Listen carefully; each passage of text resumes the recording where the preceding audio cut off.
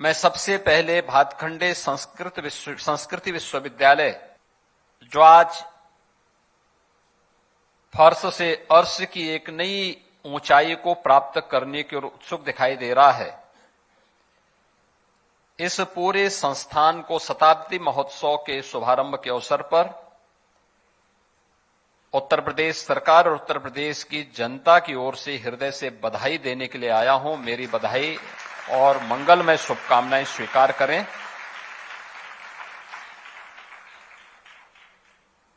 यह शताब्दी महोत्सव का शुभारंभ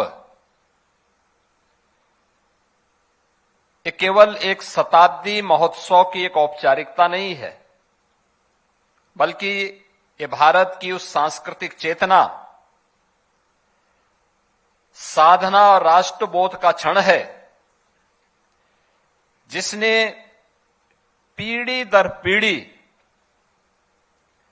भारत की सांस्कृतिक चेतना को, उसके स्वर को, उसके लय को और उसके संस्कार को एक नई पहचान दी है। और जो आज भातखंडे संस्कृति विश्वविद्यालय के रूप में अपनी एक नई पहचान बना रहा है, उसके शताब्दी महोत्सव कार्यक्रम के शुभारंभ के अवसर पर हम सबको यहां पर एकत्र होने का अवसर प्राप्त हुआ है।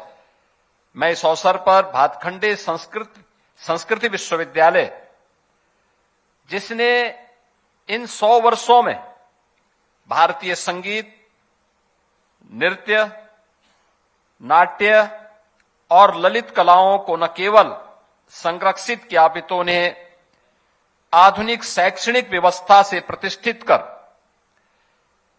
एक संस्कृति कर्मी भी राष्ट्र निर्माण में अपना योगदान दे सकता है, अपनी उस भूमिका का बखूबी निर्वहन करने का प्रयास किया है। इसके लिए मैं भातखंडे संस्कृत विश्वविद्यालय से जुड़े हुए उन सभी महानुभावों के प्रति कृतज्ञता ज्ञापित करते हुए, उनके प्रति जिन्होंने इस संस्थान को आगे बढ़ाया था, उनके प्रति इस अवसर पर उनका विनम्र स्मरण करते हुए उनको श्रद्धांजलि भी अर्पित करता हूं। हम जब संस्कृति शब्द कहते हैं, राष्ट्र की आत्मा संस्कृति में होती है। जैसे कोई मनुष्य है, आत्मा जब उस शरीर से अपना संबंध तोड़ देती है तो शरीर निस्तेज हो जाता है, मृत हो जाता है। ऐसे ही राष्ट्र के जीवन में भी होता है। अगर उसकी संस्कृति उससे अलग कर दिया जाए तो राष्ट्र निस्तेज हो जाता है, खंडर हो जाता है, अपनी पहचान को खो देता है। लेकिन भारत की कला ने, भारत की स्वर ने, भारत की इस लय ने अपनी इस पहचान को सम और विषम परिस्थितियों का सामना करते हुए जो निरंतरता दी, उन संस्कारों की बदौलत है कि भारत की हमारी संस्कृति अपने आप को दुनिया में सनातन संस्कृति के रूप में स्थापित करने और उसको प्रभावी ढंग से उसकी विभिन्न विधाओं के माध्यम से आगे बढ़ाने में सफल हुई है। और आज हमें भातखंडे संस्कृत विश्वविद्यालय के शताब्दी महोत्सव कार्यक्रम के साथ जुड़ने का अवसर प्राप्त हो रहा है। यह अवसर हमारे लिए बहुत महत्वपूर्ण है, क्योंकि 1940 में गुरुदेव रविंद्रनाथ टैगोर ने अपना जो पत्र जारी किया था, उन्होंने उस समय इस संस्थान को उन्होंने विश्वविद्यालय के रूप में संबोधित किया। लेकिन 1940 के बाद 1947 में भारत आजाद होता है। 1950 में भारत का संविधान लागू होता है। 1947 से लेकर के लगातार 2017 तक सरकारें आती गईं, जाती गईं। लेकिन मैं धन्यवाद दूंगा तत्कालीन राज्यपाल श्री राम नाईक जी ने एक दिन जब मैं उनसे मिलने के लिए गया था, उन्होंने कहा कि भातखंडे भातखंडे संस्थान यहां पर है, क्या वह विश्वविद्यालय बन सकता है? तो मैंने कहा कि जरूर इसमें प्रयास होना चाहिए और हम प्रयास करेंगे, हमारे पास प्रस्ताव आ जाता है तो। मैं हमेशा इस बात को मानता हूं कि कलाकार ये ईश्वरीय गुण है, हमें उसकी अवमानना नहीं करनी चाहिए, और चाहे उसमें किसी भी विधा से जुड़ा हुआ हो उसको सम्मान देना चाहिए, उसको प्रोत्साहित करने का प्रयास करना चाहिए। और वह मेरे लिए क्षण था, प्रस्ताव आने में देर हुआ, मैं विभाग के पीछे पड़ा रहा, भैया आप कुछ करिए, आगे बढ़िए। लेकिन मुझे प्रसन्नता है कि गुरुदेव रविंद्रनाथ टैगोर ने जो कल्पना की थी कि विष्णु नारायण भातखंडे जी की, पंडित विष्णु नारायण भातखंडे जी की भावनाओं के अनुरूप विश्वविद्यालय के प्रस्ताव को हम आगे बढ़ा सकें, और 2022 में हमारी सरकार ने इसको विश्वविद्यालय के रूप में मान्यता दी, और आज भातखंडे संस्कृत विश्वविद्यालय उत्तर प्रदेश का पहला संस्कृति का विश्वविद्यालय बनकर के हमारे सामने खड़ा है। मैं धन्यवाद दूंगा कुलपति जी को, प्रोफेसर मांडवी सिंह जी को, इस बात के लिए कि इन्होंने विश्वविद्यालय के कुल गीत के साथ ही विश्वविद्यालय का जो लोगो था, लोगो एक पहचान होती है, उसका जो थीम भी दिया वो दिया नादाधीनाम जगतः, यानी नाद के अधीन ये पूरा जगत है। कितना सुंदर। क्योंकि जब कुलपति जी मुझसे मिलने के लिए आए, मैंने 2-3 बार लोगों को मना कर दिया, मैंने कहा बेकार लोगो आप बना रहे हैं। एक बार तो आया था केवल भातखंडे संस्कृत विश्वविद्यालय, मैंने कहा हमारा थीम क्या है, विजन क्या है, हम क्या बोलना चाहते हैं इसके माध्यम से, हम आने वाली पीढ़ी को क्या प्रेरणा देना चाहते हैं। और उन्होंने परिश्रम किया, वो बोलती कम है लेकिन परिणाम दे देती हैं। और सचमुच कितना सुंदर, कितना बेहतरीन प्रस्तुति है, यानी नाद के अधीन यह जगत है, यह जीवन की एक सच्चाई है।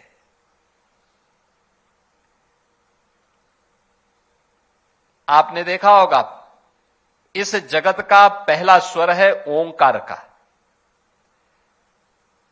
यह आप कभी,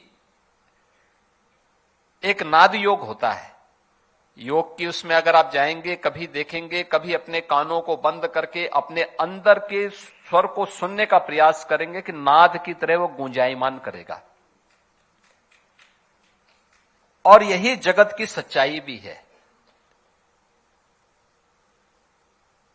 यही विज्ञान भी कहता है, अध्यात्म भी यही कहता है, और संस्कृति भी यही कहती है, और यही भातखंडे संस्कृत विश्वविद्यालय भी कह रहा है कि नाद के अधीन यह जगत है, और उस नाद को पहचानना यही संगीत की अलग अलग विधाओं के द्वारा किया जाने वाली वह साधना का हिस्सा है। कोई स्वर के माध्यम से, लय के माध्यम से, कोई नाट्य के माध्यम से, कोई उसे अन्य तरीके से अलग अलग विधाओं के माध्यम से उसकी प्रस्तुति करता है। और वह प्रस्तुति अब यह भातखंडे संस्कृत विश्वविद्यालय के माध्यम से हम सबको देखने को मिलेगी। और मुझे बहुत अच्छा लगा कि यहां के पूर्व कलाकारों को आज यहां के पूर्व छात्रों को सम्मानित किया गया। और बहुत अच्छा मैं देख रहा था, यहां पे लोग आए थे, उन सबकी अपनी प्रस्तुति होती है, उनके माध्यम से न केवल वह भातखंडे की इस परंपरा को, बल्कि जहां कहीं भी जाते हैं उत्तर प्रदेश को भी उनके नाम पर एक पहचान मिल जाती है, एक सम्मान मिल जाता है। और मैं इसीलिए मालिनी अवस्थी जी से ये कह रहा था कि आप आज अकेले आए हैं, अवनीश अवस्थी जी नहीं आए थे। मुझे कार्यक्रम होने जा रहा है, अवनीश अवस्थी जी ने सुबह सूचना दी, लेकिन वे स्वयं गायब हो गए। वे भी बहुत अच्छे कलाकार हैं,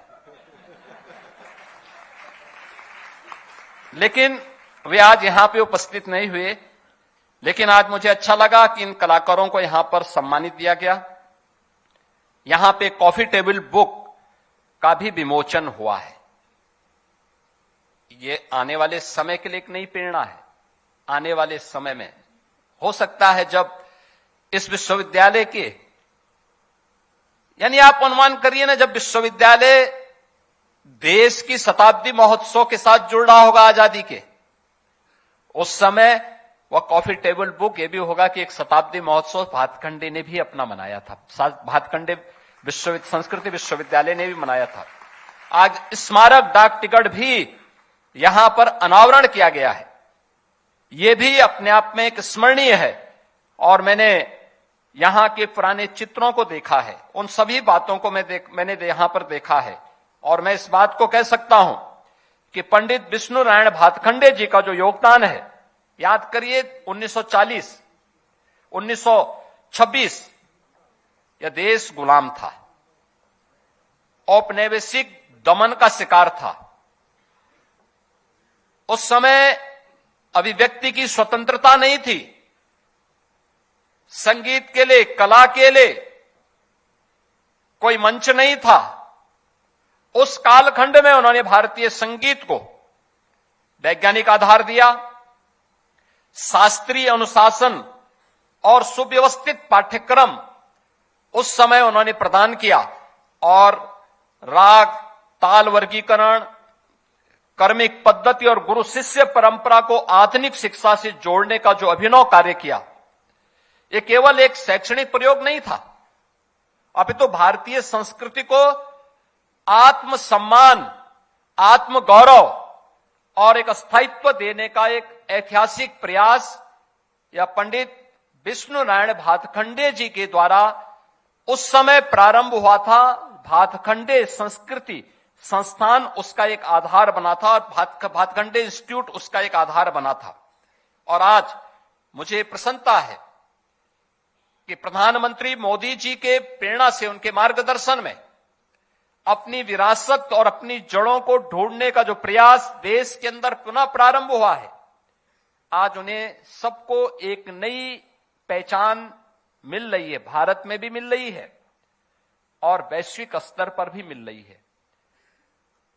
आप याद करिए 2019 में जब कुंभ का आयोजन प्रयागराज की धरती पे हुआ था, हजारों वर्षों की विरासत है, लेकिन कुंभ के आयोजन के साथ देश जुड़ सके, यूनेस्को उन्हें भारत के अमूर्त सांस्कृतिक धरोहर के रूप में मान्यता दे सके, यह भी हमें देखने को मिला। और इसी वर्ष जनवरी में जब हमने इस सदी के महाकुंभ के आयोजन को किया था, आपने देखा होगा जिन लोगों की यह मान्यता थी कि आज का युवा अपनी संस्कृति से विमुख हो रहा है, महाकुंभ के आयोजन के साथ, जिसके बारे में औपनिवेशिक कालखंड में यह मान्यता थी कि इसमें तो वे लोग आते हैं जो लोग सामान्य रूप से, उनके बारे में बहुत खराब धारणा ब्रिटिशर ने बनाने का प्रयास किया था। लेकिन महाकुंभ 2025 के आयोजन के साथ जो भी जुड़ा होगा उसने देखा होगा कि इस आयोजन में 66 करोड़ से अधिक श्रद्धालु आए थे, और इसमें से सर्वाधिक संख्या युवाओं की थी। सबसे बड़ी संख्या युवाओं की इस आयोजन में आई थी। न केवल भारत के हर कोने से, बल्कि दुनिया का हर युवा इस आयोजन के साथ जुड़ने का उत्सुक था। दुनिया का हर युवा इस आयोजन के साथ जुड़ने का उत्सुक था। ये दिखाती हैं कि हम थोड़ा उन्हें प्लेटफॉर्म उपलब्ध करवाएंगे, वे लोग अपने आप आगे बढ़ते, अपने रास्ता स्वयं तैयार कर लेंगे, और उसी क्रम को आगे बढ़ाने का काम आज हम सब आगे बढ़ा रहे हैं। आज मुझे प्रसन्नता है कि उत्तर प्रदेश जैसे राज्य में, जहां पर प्रधानमंत्री मोदी जी से इस राज्य का स्वयं देश की संसद में प्रतिनिधित्व करते हैं, यहां पे अभी हमारी विशिष्ट अतिथि के रूप में उपस्थित सोनल मानसिंह जी जब यहां पे अपना उद्बोधन दे रही थी, कितना सुंदर उन्होंने कहा कि हम जब नृत्य करते हैं तो नटराज के रूप में भगवान शिव हमारे सामने दिखाई देते हैं। जब हम वीणा में अपने स्वर को लय दे रहे होते हैं तो साक्षात सरस्वती, माता सरस्वती हमारे सामने होती है। हम जब कोई संवाद किसी नाटक में कर रहे होते हैं तो राम की मर्यादा हमारे सामने उस समय देखने को मिलती है, और जब हम किसी रस में डूबे होते हैं तो कृष्ण की रसधारा भी हमारे साथ जुड़ती हुई दिखाई देती है। ये कहां मिलेगा? ये सब कुछ तो उत्तर प्रदेश के अंदर मौजूद है, सब कुछ उत्तर प्रदेश के अंदर हमारे पास मौजूद है।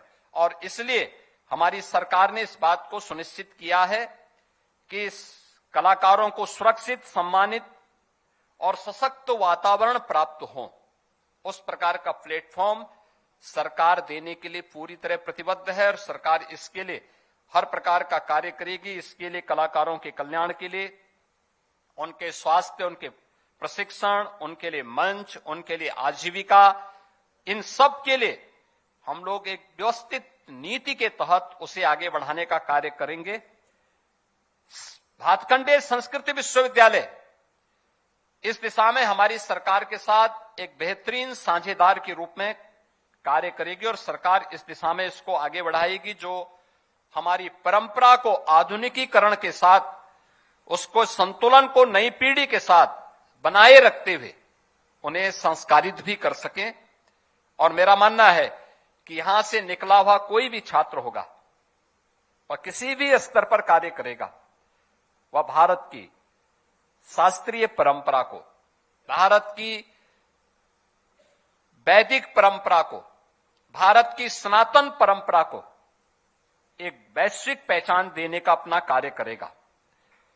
आज के इस अवसर पर मुझे अब तक बताया गया है कि विश्वविद्यालय में शास्त्रीय संगीत की तीनों विधाओं, गायन, वादन और नृत्य, इन सबके सर्टिफिकेट और से लेकर के शोध तक का एक समन्वित शिक्षा यहां पर प्रदान की जा रही है।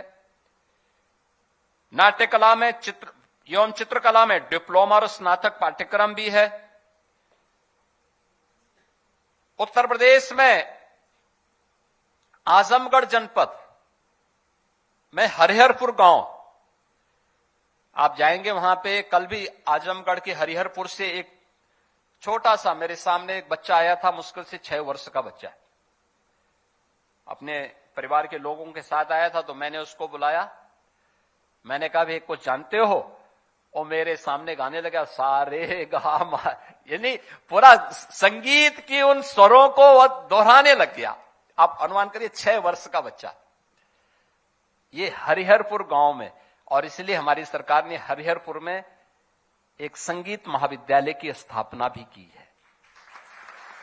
इसीलिए की है, हम अपनी उस पहचान को, संस्कृति की उस पहचान को, कला के उस धाम को, उसकी पहचान दे सकें।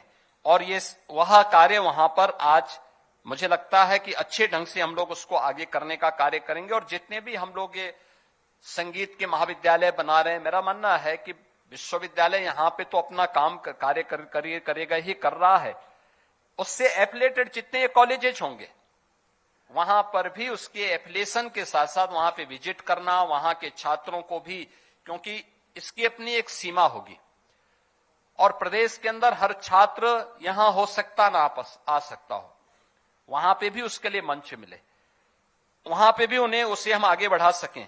इन कार्यों को हमें आगे बढ़ाना है। कल्चरल क्लब योजना से प्रदेश के महाविद्यालयों में सांस्कृतिक चेतना का विस्तार करना, डिजिटल, जो हमारे डिजिटलीकरण, जो भी हमारे दस्तावेज हैं उसको हम डिजिटल फॉर्म में रख करके संरक्षित कर सकें। अंतर्राष्ट्रीय और सांस्कृतिक सहयोग, वैश्विक मंचों में भारतीय कला को की सशक्त उपस्थिति, और इसमें विश्वविद्यालय की महत्वपूर्ण भूमिका अत्यंत महत्वपूर्ण हमारे लिए होगी। और मुझे ये बताते हुए प्रसन्नता है कि अब विश्वविद्यालय अपने नए कलेवर के रूप में आएगा। अब तक एक सामान्य, अब 1926 में जब यह भातखंडे संगीत का एक छोटा सा केंद्र था, उस समय की आवश्यकता के अनुरूप वह सुविधाएं थीं, उस समय के लिए पर्याप्त थी, आज के लिए अब कम है। और इसीलिए हमारी सरकार ने निर्णय किया है, हमने यहां पे लखनऊ में, यहां के काकराबाद लखनऊ में लगभग 6 एकड़ भूमि इस विश्वविद्यालय को प्रदान की है, जहां पर विश्वविद्यालय के नवीन भवन की स्थापना होनी है। और नवीन भवन के लिए मैं चाहूंगा कि विश्वविद्यालय भी और पर्यटन और संस्कृति विभाग भी इस बात को सुनिश्चित करें कि जो भी बने वह वैश्विक यानी ग्लोबल स्टैंडर्ड का होना चाहिए, वैश्विक मानक का होना चाहिए, जिसमें आधुनिक और समग्र परिसर सुविधाएं उस एक परिसर में उपलब्ध हो सकें। शिक्षा भी, शोध भी, साधना भी, सांस्कृतिक प्रस्तुति के लिए भी यह एक अच्छा कार्य वहां पे होना चाहिए। ऑडिटोरियम ये बना है, लेकिन मेरा मानना है कम से कम 2 ऑडिटोरियम होने चाहिए। एक छोटा हो 200-250 की प्रस्तुति के लिए, और एक बड़ा होना चाहिए 1000, 1200, 1500 बच्चों के लिए कार्यक्रम के लिए, बड़ी प्रस्तुति के लिए ऑडिटोरियम होना चाहिए। ओपन थिएटर होना चाहिए, जहां पे किसी अच्छे उस पर वहां के बच्चे अपनी प्रस्तुति वहां पर दे सकें। अन्य सुविधाओं से अच्छी सुविधाएं होनी चाहिए, अच्छी लाइब्रेरी होनी चाहिए, अब तक की धरोहर को हम व्यवस्थित रूप से कर सकें। और इस पुराने परिसर को, इसको हटाना नहीं है, संस्कृति विश्वविद्यालय का ही पार्ट रहे, लेकिन इसको हम संगीत और उससे जुड़ी हुई विभिन्न विधाओं के एक बेहतरीन म्यूजियम के रूप में इसको आगे बढ़ाएं। पुरातन जितने भी स्थापना काल से लेकर के उसके संस्थापकों के साथ साथ पंडित विष्णु नारायण भातखंडे से लेकर के अब तक की उस पूरी परंपरा को, कौन कौन कब कब डायरेक्टर थे, कौन कौन यहां पे काम करने वाले लोग थे, किस रूप में उन्होंने सेवाएं थी, कौन यहां पे अच्छे शिक्षक थे, कौन यहां से अच्छे छात्र निकले हैं, उन सब को भी अगर हम यहां पे उनके आंकड़ों को एकत्र करके उसे आगे बढ़ा सकेंगे, एक बड़ी उपलब्धि विश्वविद्यालय के पास होगी। और विश्वविद्यालय को इन कार्यक्रमों को आगे बढ़ना चाहिए।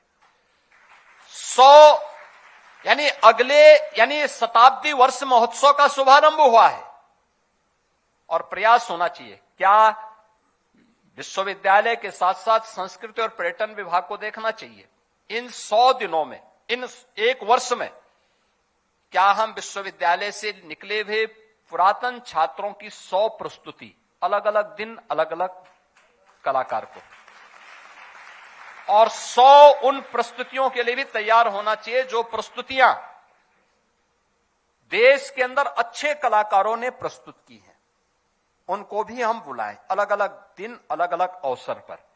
1 घंटे का हो, लेकिन यहां के बच्चों के सामने हो, ये लोग भी जानें, सीखें, अलग अलग विधाओं से हो ये चीजें। और फिर इन सब को डॉक्यूमेंटेशन करना, इनका संग्रह करना, वह आपके पास यहां पर सुरक्षित हो, उसको आगे बढ़ाना, ये दिशा में तत्काल हमारी कार्रवाई आगे बढ़नी चाहिए।